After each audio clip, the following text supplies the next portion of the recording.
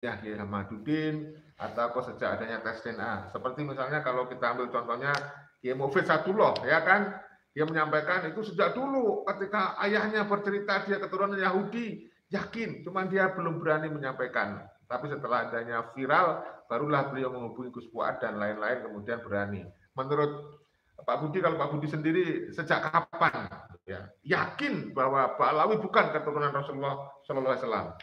Ya, mungkin saya mulai itu mendengar cerita itu mulai kelas 5, kelas 6 itu ada SD ya. ya SD, yaitu ada namanya seorang purnawirawan Kapten Said, itu bisa dilacak, itu tinggalnya dulu di utara Kecamatan Bangurjo, utaranya sendiri itu Kapten Said itu seorang purnawirawan. Terus setelah itu juga anggota DPRD Kabupaten Banyuwangi. Juga namanya Pak Sucipto, ini putranya juga ada yang Brigjen, dia menantunya, putranya juga ada yang di Akpol juga ya begitu. Beliaunya itu sudah meninggal. Beliaunya itu juga anggota DPR. Sering kali beliau itu singgah di rumah ke ibu saya, ya istilahnya katanya sowan ibu lah bahasanya, karena ayah saya lebih senior. Terus adik bapak saya juga begitu, kan semua itu pejuang semua ya sama beliau-beliau ini. Nah itu langsung maupun tidak langsung mereka itu sering bercerita, dan saya juga sering membaca-baca buku itu, buku termasuk dari karya Dr. Abdul Haris Nasution itu, Waikris kalau tidak salah itu, juga baca-baca dulu surat menyuratnya Sulaiman bin Yahya. Saya sekedar membaca saja begitu.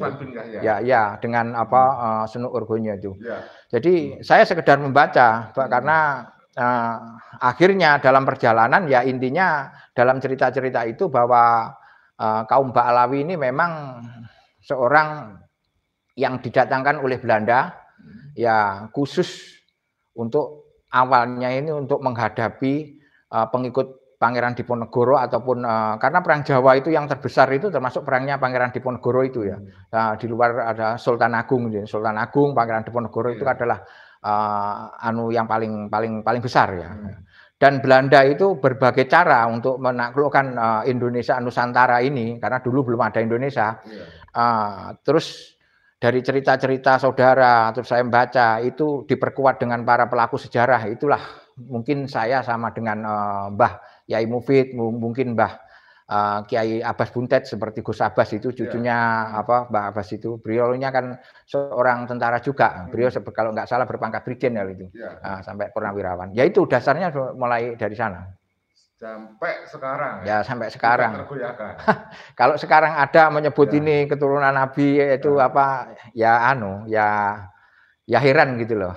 Kok tanpa penelitian menganggap mereka keturunan Nabi. Karena saat itu ya mohon maaf ya yang diusir dulu ada PP 10 kalau tidak salah itu saudara kita yang warga negara Cina, WNA Cina kan ya sudah banyak yang dikembalikan. Ya termasuk ini awalnya berdirinya negeri ini juga mau dikembalikan ini Antek Belanda ini Ba'alawi ini. Tapi saat itu kan masih permintaannya Kiai Hasyim Asy'ari yang bertemu dengan Presiden Soekarno yaitu Kiai Wahab Hasbullah itu. Kalau menurut Raden Budi Winoto ini seharusnya Muhyiddin itu melihat fenomena semakin hari semakin banyak orang sadar, semakin hari semakin terbuka bukti-bukti kepalsuan mereka. Ini bagaimana ini harusnya mereka itu menyikapi dinamika informasi yang demikian cepat. Kok susah banget mereka itu sadar? Begini ya, Belanda ini datang ke Indonesia itu istilahnya kan berbagai cara. Awalnya yaitu mereka itu yang mengubarkan semangat perjuangannya yang disebut 3G itu. Jadi saya menyebarkan keagamaan God, gold, harta benda atau emas itu, setelah itu glory atau gospel itu. Yaitu ini semangat ini. Dan semangat ini juga didasari bahwa siapa yang menguasai suatu budaya, suatu bangsa, maka dia akan menguasai bangsa itu. Ya kalau dibahasakan ya mungkin bahasa Banyuwanginnya culture imperialism. Jadi ini penguasaan kultural di segi culture. Jadi ini di segi budaya. Jadi tradisi kita itu apa, ya situ dimasuki. Seperti ziarah ke makam itu dimasuki. Nah, setelah itu kita itu kan banyak juga penganut torekot di sini. Nah, torekotnya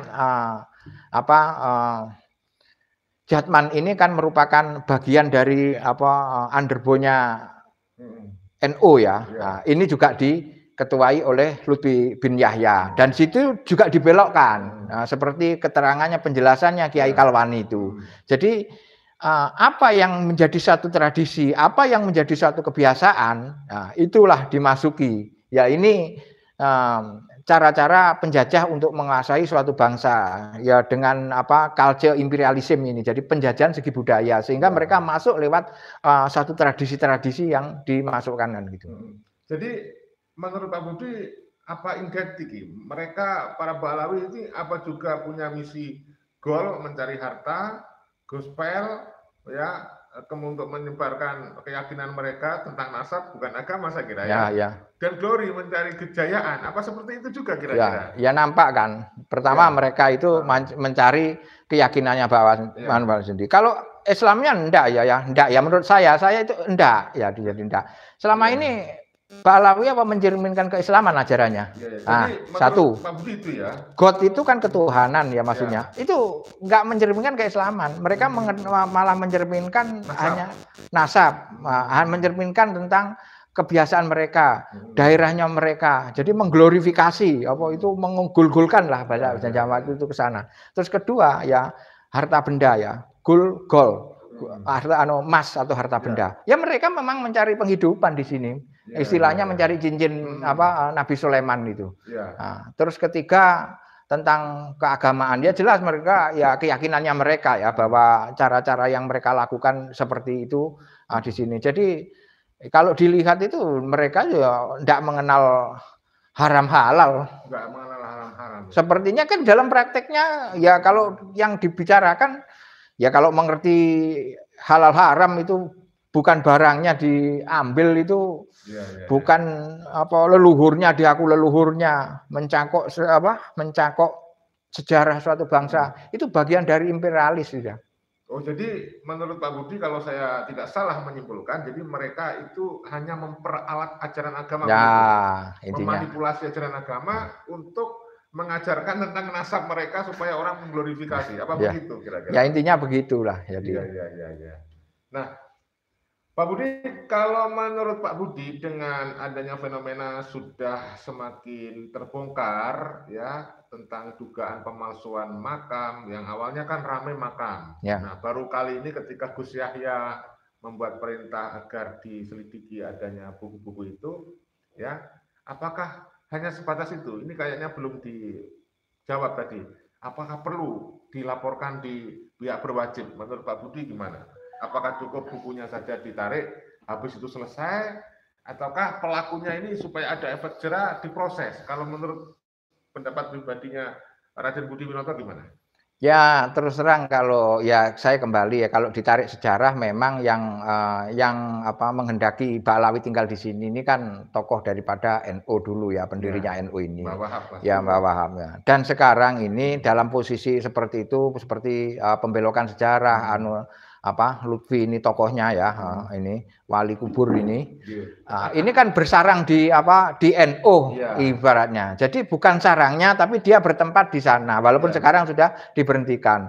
Ya, ketika ini sudah dimulai dari NU sendiri saya rasa nanti akan merembet karena persoalannya ya tidak semudah itu. Apapun seperti pembelokan sejarah seperti dari Cerah Mataram yang dibelokkan itu.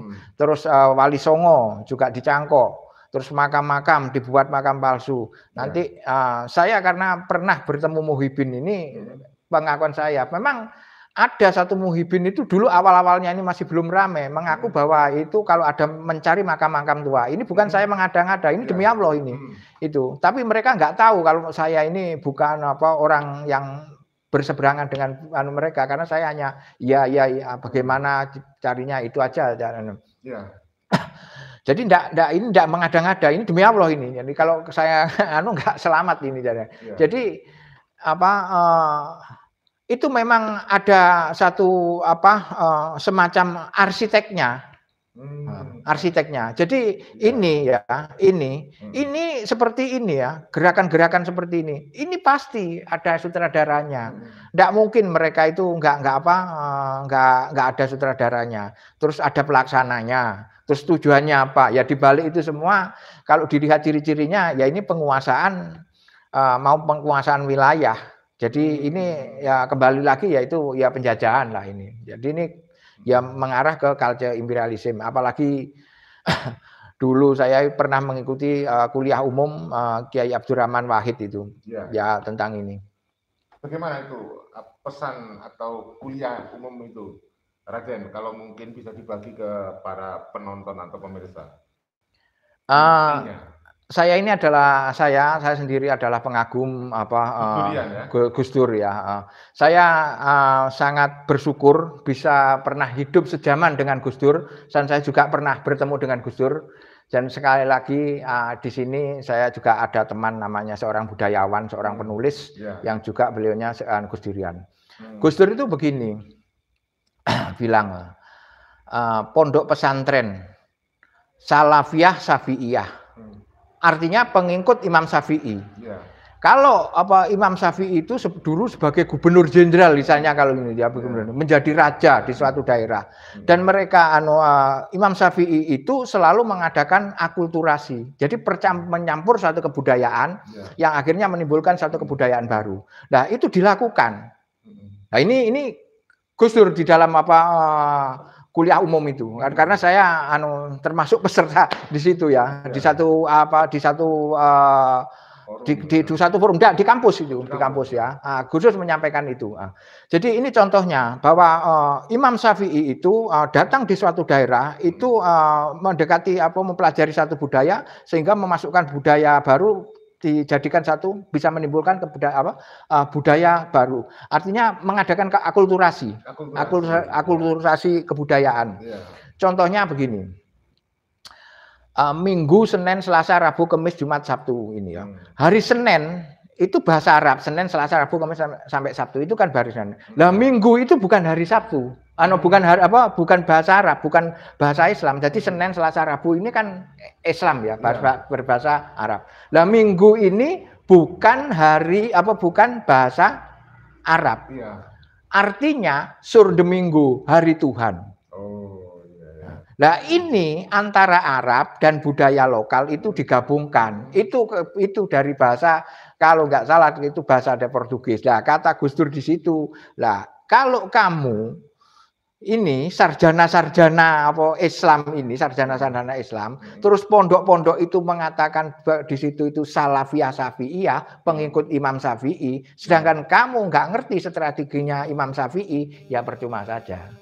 Bilang omong kosong katanya Gus Dur. Nah contohnya yaitu hari surde Minggu itu hari Tuhan, walaupun bukan hari Tuhannya umat Islam, tapi itu karena satu percampuran dua kebudayaan. Itu kan saudara-saudara kita yang Nasrani hari baiknya itu di hari Minggu karena dia pergi ke gereja. Lah kita biasanya lebih kepada hari Jumatnya. Jadi ini Senin, Selasa, Rabu, Kamis, Jumat, Sabtu ini kan bahasanya Isnen itu arba dari Rabu itu dari kata arba. Nah, ini bahasa Arab sehingga minggunya ini surde Minggu hari Tuhan artinya. Itu salah satu cuplikan. Ya sebenarnya panjang ya. Ya luar biasa. Mudah-mudahan bisa diambil hikmahnya. Kita ingin tahu juga Pak Budi ya, tentang kira-kira Habib Lutfi ini apakah perlu dibiarkan atau diminta untuk meminta maaf, klarifikasi?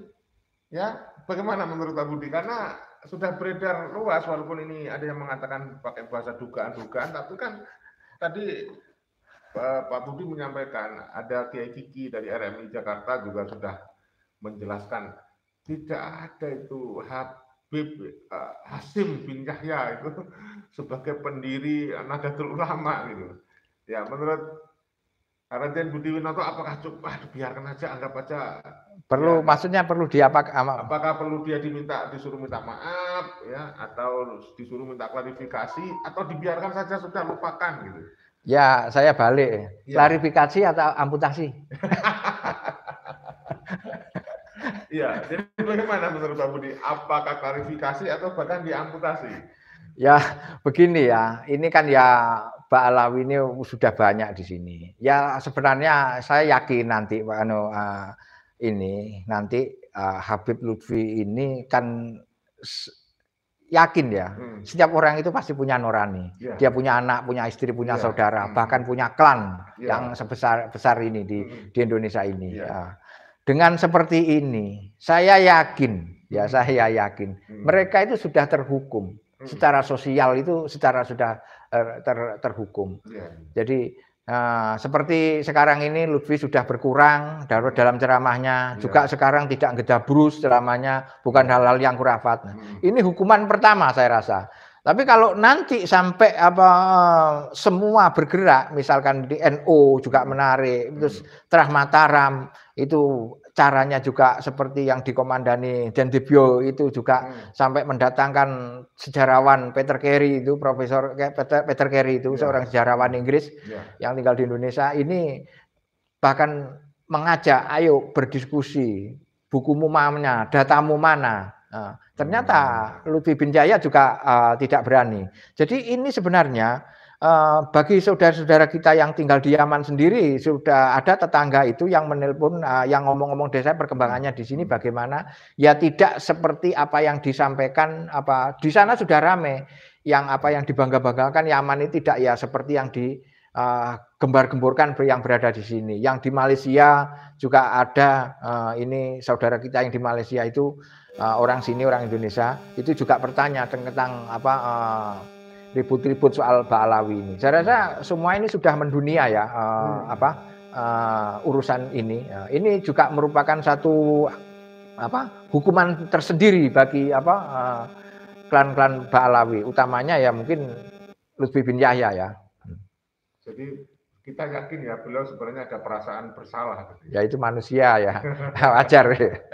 Nah, karena sudah menjadi kenyataan adanya makam-makam palsu, ya kan, bahkan di perbatasan Banyuwangi Jember itu ada itu diduga palsu. Nah, menurut Pak Budi kan sekarang ada persoalan. Ya. Ada orang yang meminta dibongkar, jangan sayang, kan itu udah miliaran itu dibangun dengan mewah, ya kan.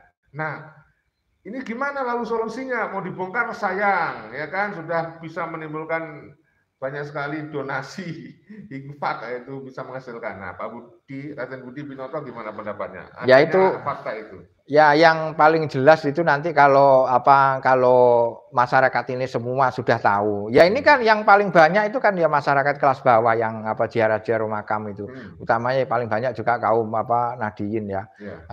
Orang-orang NU kultural kan orang Muhammadiyah sendiri Al-Irsyad itu macam-macam sudah tidak mau gitu. Memang bukan pahamnya sudah berbeda ya.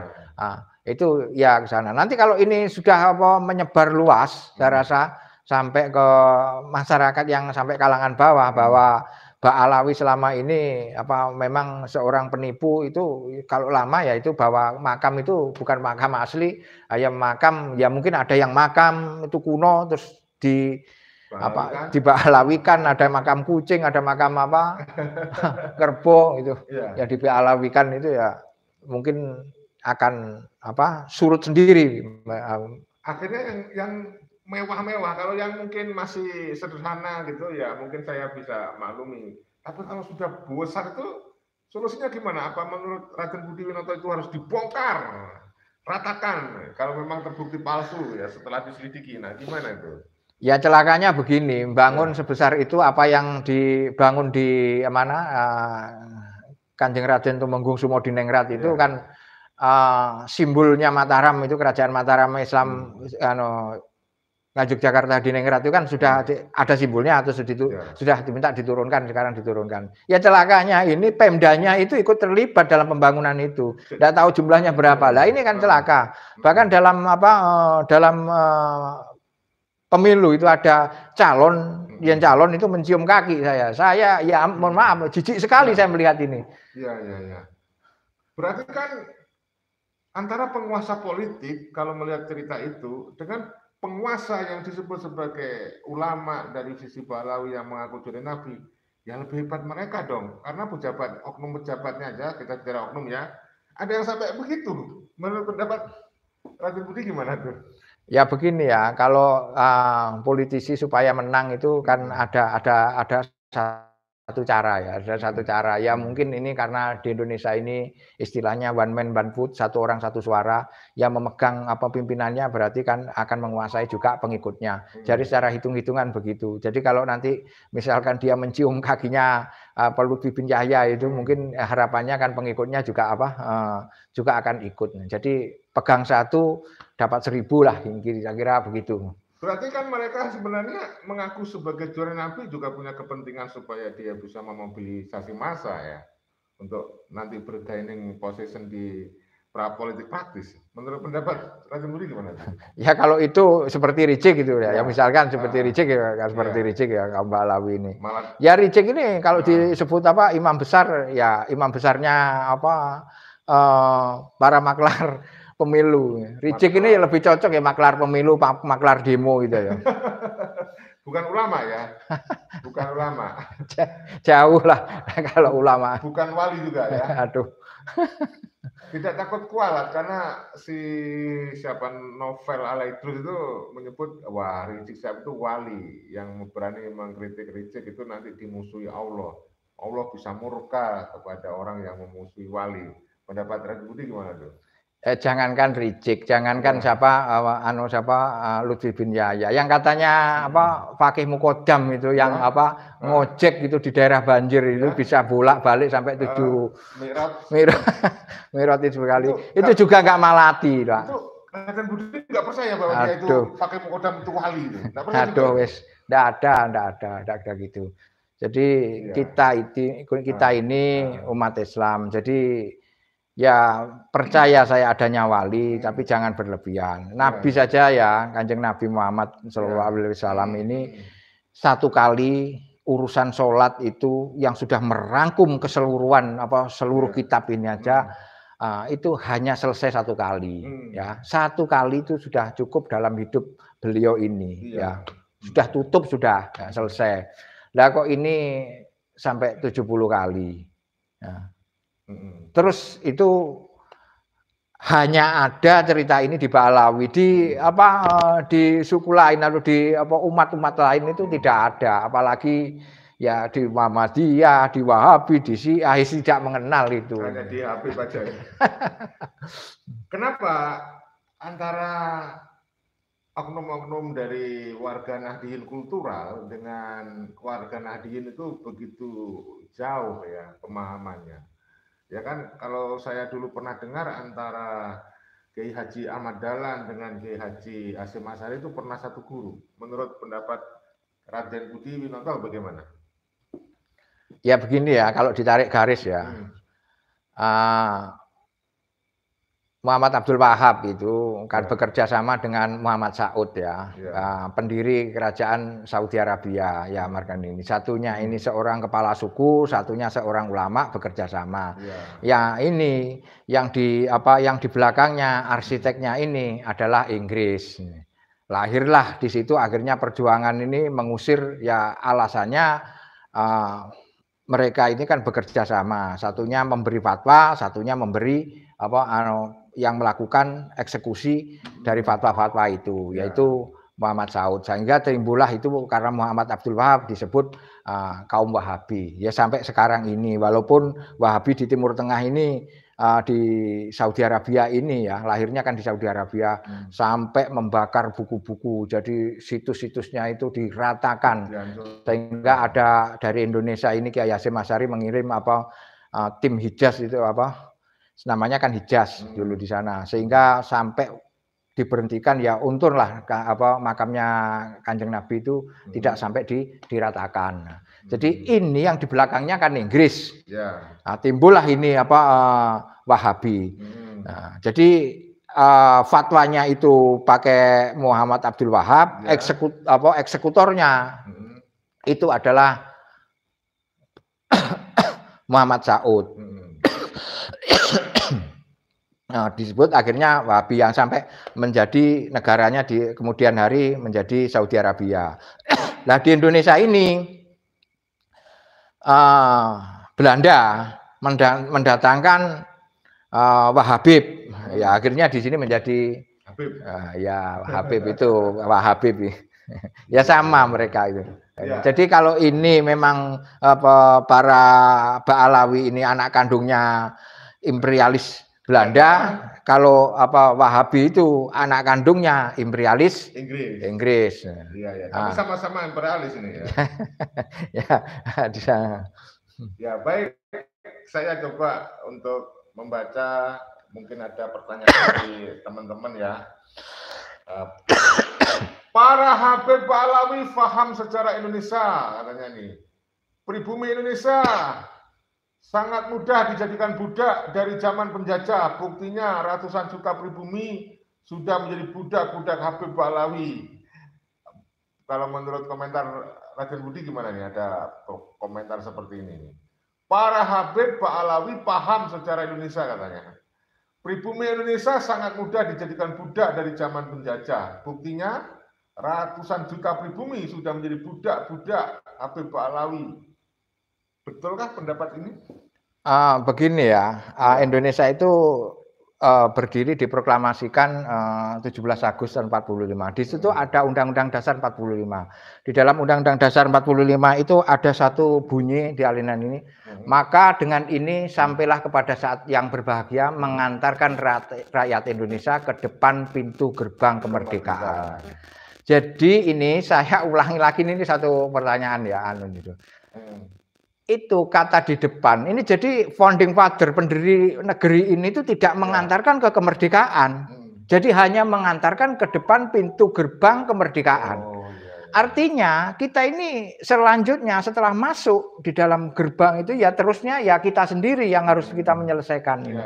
Ya ini yang harus dipahami, karena di depan itu ya mungkin ya mudahnya begini, saya juga pernah ditanya soal ini itu. Preposition kalau di dalam katanya orang yang mengerti tentang bahasa bahasa Banyuwangen ini. Jadi ya preposition itu seperti di dalam bahasa Inggrisnya nih at, on, di, above gitu. Itu kan kata depan. Jadi misalkan on the table berarti di atas meja. Nah, jadi bagaimana between itu di antara, menggunakan laut menggunakan between, kalau terbang itu mengadakan above. Jadi kalau mengatakan di depan kata di itu selamanya itu belum bisa masuk. Jadi ini masih di depan pintu gerbang kemerdekaan. Itu sudah menjangkau para pendiri negeri ini sudah menjangkau. Jadi tidak diantarkan ke kemerdekaan. Jadi gitu. Di sana. Jadi ini ada sebenarnya satu karya namanya Pak Soekarno dulu, Insinyur Soekarno itu di dalam buku namanya Landrat, ada saya bukunya Landrat itu ketika diadili tahun 26 itu di situ Soekarno itu menyampaikan tentang ramalan Joyoboyo bahwa di dalam pembelaannya dia di dalam pengadilan negeri Belanda itu namanya Landrat gitu ya, pengadilan Belanda tentang masyarakat pribumi itu. Itu disampaikan bahwa dia itu dianggap memprovokasi untuk menggerakkan masyarakat untuk melawan pemerintahan yang sah. Di situ itu ada hubungannya dengan keputusannya fatwanya Sulaiman bin Yahya sebagai mufti Batavia. Jadi Soekarno ini dituduh sebagai pemberontak di sana. Dan Soekarno itu di sana mengutip dari karangan kitab yang diambil dari Jangka Joyoboyo bahwa kita ini akan merdeka tahun sekian itu di sana itu disampaikan di dalam pledoinya.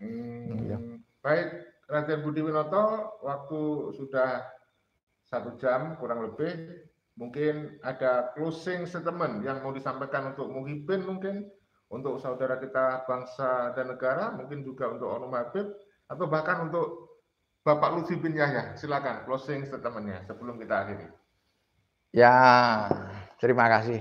Ini begini, jadi kita ini memang belum merdeka. Kita cinta damai tapi lebih mencintai kemerdekaan. Jadi kita harus mengejar kemerdekaan itu. Jadi Ba'alawi itu sendiri ke sini yaitu menganggap pengikutnya itu adalah Muhyiddin. Muhyiddin itu artinya pecinta ya. Jadi dikelompokkan, disebut Muhibin pencinta. Nah pertanyaannya, di luar orang yang tidak mencintai itu pasti disebut pembenci. Itu secara bahasa itu lawan dari pembenci, pecinta. Ya, gitu. Jadi kalau ini Kimane ini pengikutnya Muhibin ya pasti disebut Muhibin. Ya. Kalau ditransit ke dalam bahasa Indonesia kan namanya pecinta. Nah kalau saya misalkan tidak ikut, bukan pecinta berarti pembenci, ya itu aja kan gitu. Dan sadarlah bahwa negeri Anda, negeri kita ini milik anak cucu kita yang dititipkan pada kita.